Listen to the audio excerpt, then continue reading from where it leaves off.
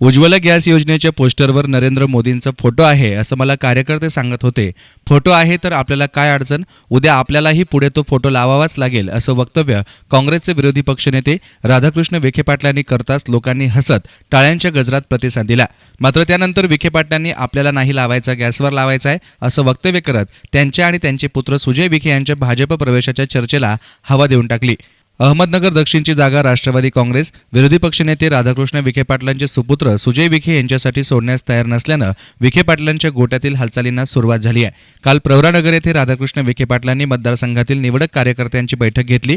यावेळी राष्ट्रवादी काँग्रेस जर ऐकत नसेल तर अपक्ष किंवा भाजपकडून सुजय विखेंनी निवडणूक लढवावी असं सांगत या बैठकीत जय श्रीरामच्या घोषणाही देण्यात आल्या.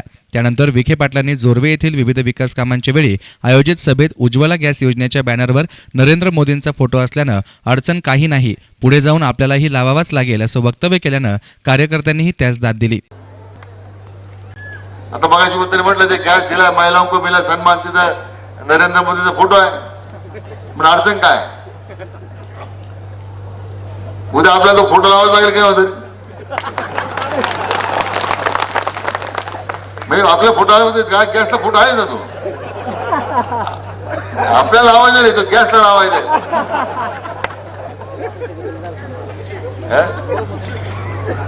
मला दिलीपराव आवडतं मोदीचा फोटो आहे, मग अडचण काय? मग अडचण दिलीपराव काही पुस्तकावर अडचण होण्याची शक्यता दिसते मला वाटतं.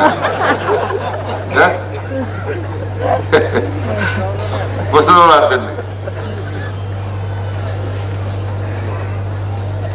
पण शेवटी या सगळ्या प्रक्रियेमध्ये ती राजकारण ठिकाणी राहील. आपण पण जी आपली भूमिका पक्षाची आम्ही करतोच आहे, ते मला फरक दिसला पाहिजे.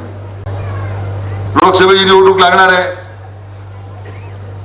काय निवडणुकीत व्हायचं होईल. तुम्ही आता सकाळी कार्यकर्त्यांची बैठक झाली, दक्षिणेमध्ये काय व्हायचं लोक निर्णय घेतील, उमेदवार निर्णय घेतील.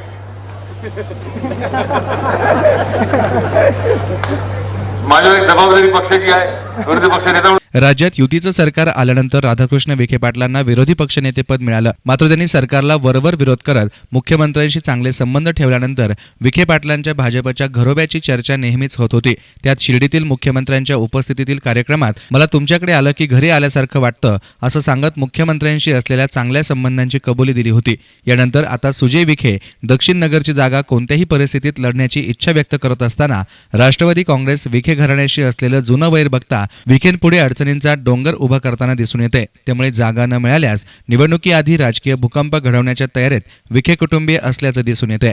News reporter Nitin Shelke, SN media, Sangamner.